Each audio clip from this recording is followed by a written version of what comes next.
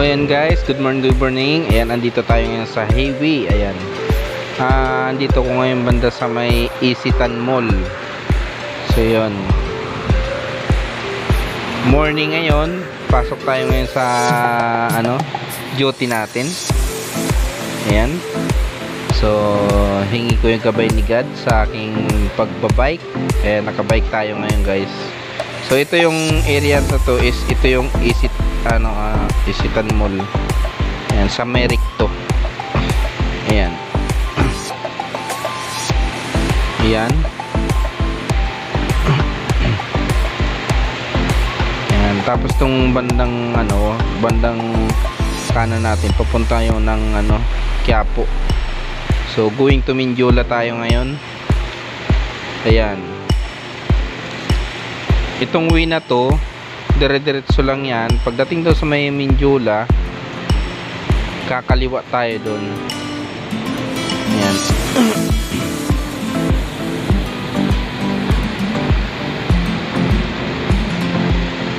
Dahil stoplight, ayan, minor muna tayo. Ayan, pero sila hinto, pero pwede tayo dumitso kasi wala namang crossing dito eh. Tuloy-tuloy lang tayo.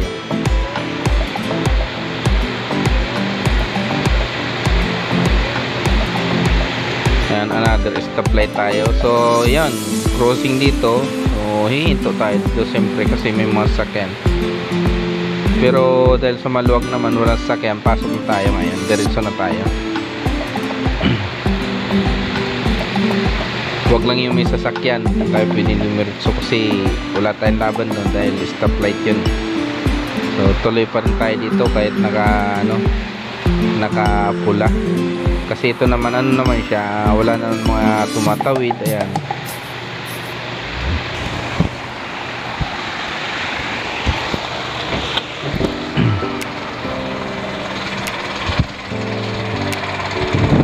Ikaw pa rin ang iniibig ko.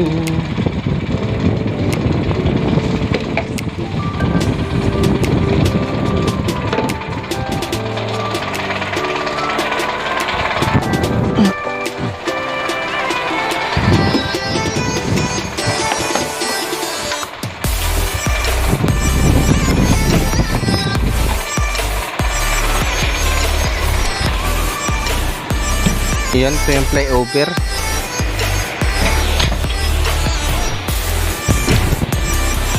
Patawid na tayo ng Santa Mesa guys. Ayan. Pagbaba niyan, so Santa Mesa na yung pagbaba ng flyover na to. Ayan, halos kapantay niya yung LRT station. Ayun, yung train.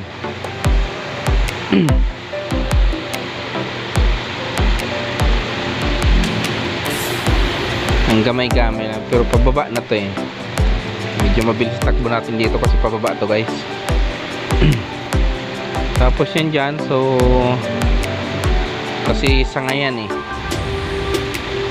tingin-tingin din tayo pag may time sa bandang kanan.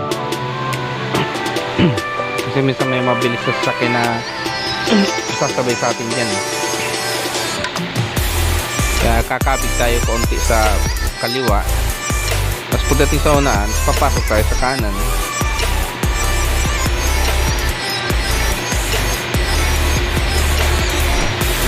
So yun, Santa Mesa area to.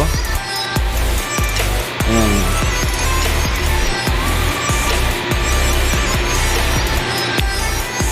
Medyo mabilis-bilis yung takbo natin.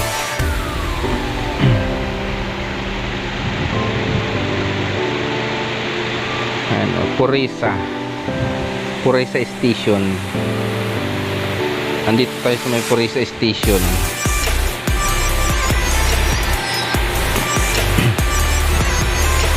Ayan. Yung lugar na to, may naalala din ako dyan. Naalala ko dun, Paskong Pasko, nung umaga.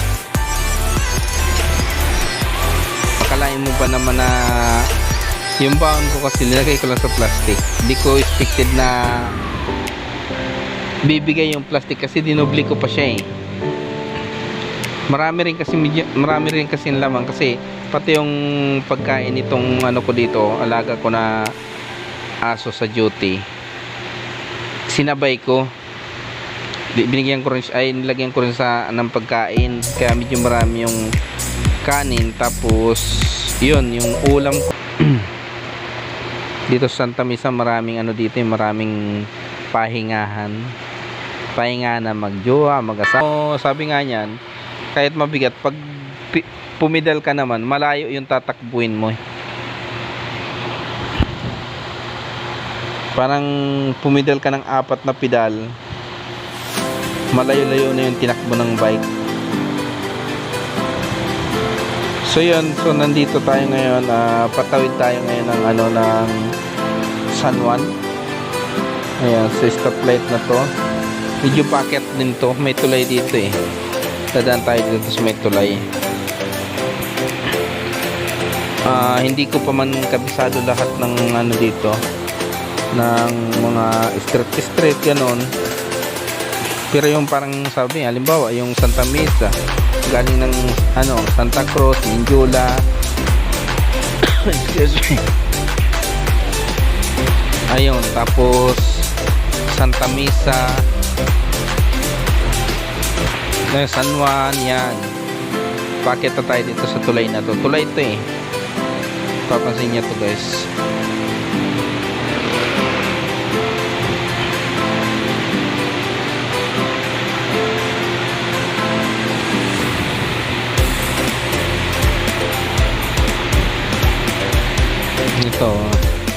Ito may mga nakatira dito eh. Yan o, may mga natutulog dyan paggabi sa ibabaw ng tulay na yun. Kasi yung ano, bukod sa tulay na ito, yung ibabaw kung napansin nyo, flyover. So yung flyover na yan o, yan yung sa may bandang kaliwa na yan, flyover yan eh. So dadaan doon sa may gitna ng tulay na yun, kaya ang lawak ng flyover na yan. Kaya pag halimbawa umulan, so hindi sila mababasa yung mga natutulog doon, yung mga walang bahay. Ayan, so ito yung ano, San Juan na to. Yan guys, San Juan. Tapos yan, paglampas dyan guys, yun, Mandaluyong na.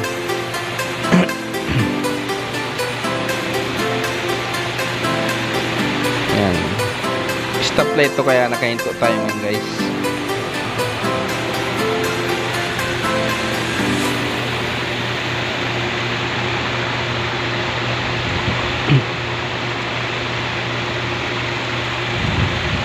Dati dito sa San Juan, nagagala din kasi ako dito, kaya kabisado ko rin to. Yan sa bandang kaliwa na yan, kabisado ko rin yan. May ano ko dyan dati, may jowa ika nga. Kaya pinapasyalan ko yung dati area na yan. So nakakarating kami dito sa palengke na yan, kasi yung bandang kaliwa palengke yan dyan. Ang ginagawa namin yan hanggang doon sa ano, bahay ng tinutuluyan ng jowa ko, inuupahan niya. Nilalakad lang namin yun simula doon. So nilalakad namin siguro mga 10 minutes ganon kalayo siya.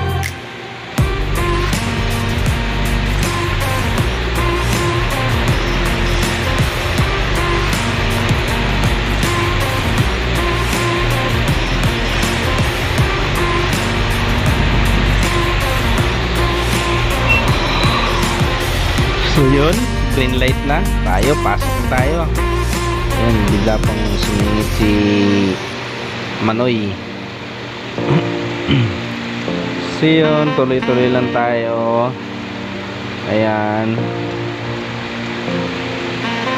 medyo maluwag na yung kalsada kasi ano, magbabagong taon na. So itong biyahe ko is mula Santa Cruz hanggang Mandaluyong.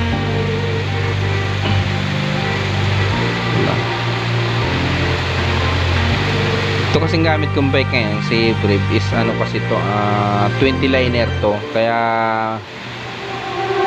bukod sa sanay akong magbike na, dahil sa isa kong bike na nakakarating ako ng 2 beses ako nakarating ng Tagaytay, Karating ko ng Antipolo Timberland, Antipolo Church, tapos sa may Grotto Bulacan, sa may Tanay, sa may Daranac Falls. So yun yung naabot ni Lucky Light na hindi pa naaabot ngayon ni Brave. Siguro maaabot niya rin yun kasi magkakaroon tayo ng adventure tour ng aking service.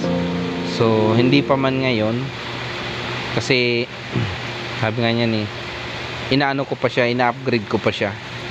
Kailangan pag tumakbo tayo ng malayo, upgraded na yung ano natin, service natin, para no aberya tayo habang nagano tayo, nag-adventure ride tayo. So yun guys, so malapit-lapit na. Ayan, medyo malapit-lapit na yung ano to, yung takbuhin ko na to.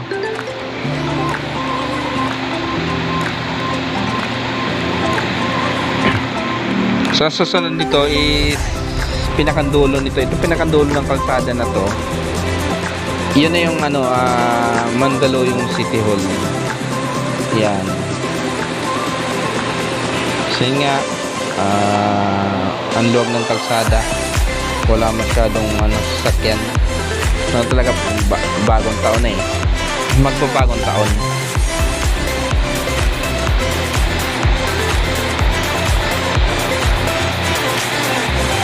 So yung mapapansin nyo guys, medyo mabilis din yung takbo ko.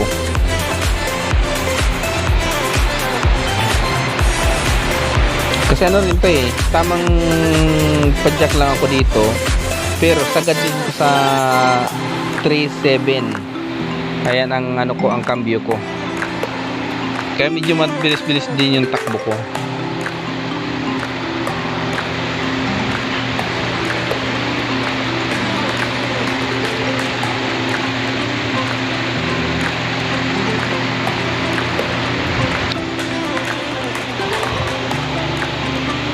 Pero hindi ako ano, sabi nga niya, hindi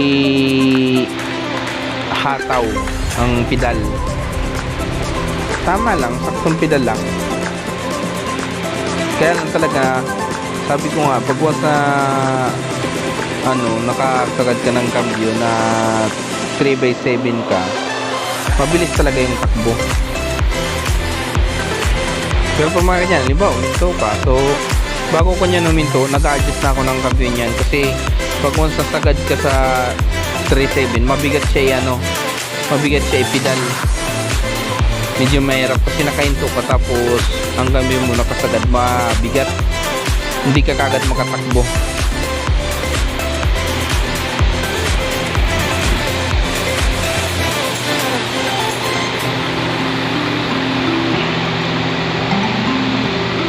Ayan, sa una-una niyan may intersection pa yun dyan eh, crossing. Tapos sa una niyan pinakadulo na yung City Hall na naman Mandaluyong.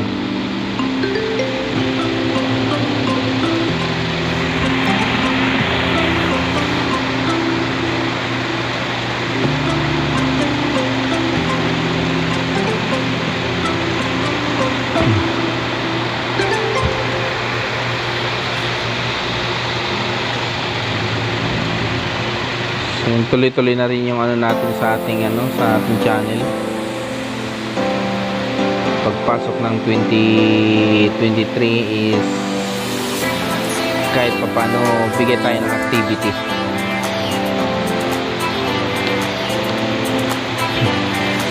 Yan, relate lang tayo na, tuloy na.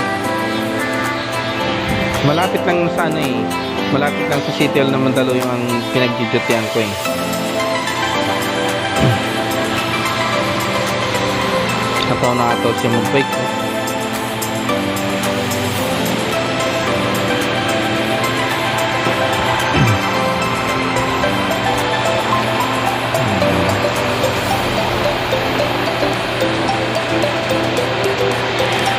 Minsan pag may nakakasabay ako na nagbabike din, yan, tatrabaho din siya. Minsan na may nakasabay ako galing ng Minjula. Habulan kami hanggang dito sa crossing to, dyan sa Kumanan. Habulan kami galing Minjula hanggang dito sa ano, sa area na to.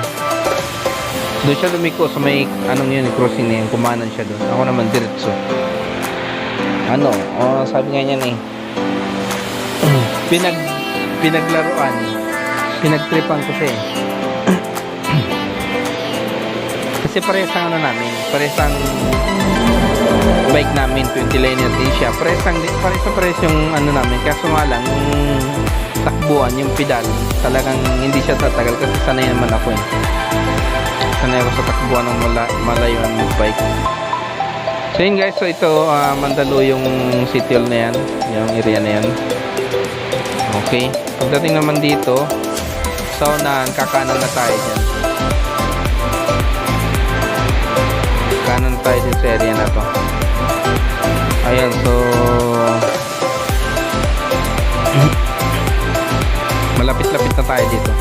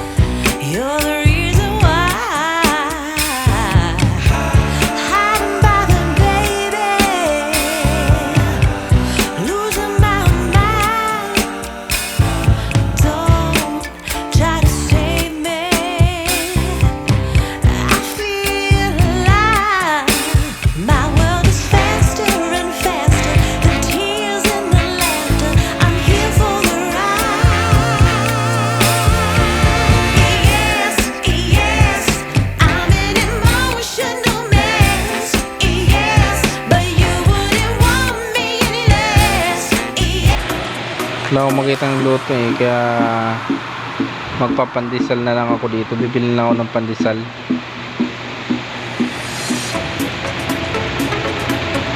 Ayan, bibili tayong pandesal. So hanggang dito lang guys, bye bye.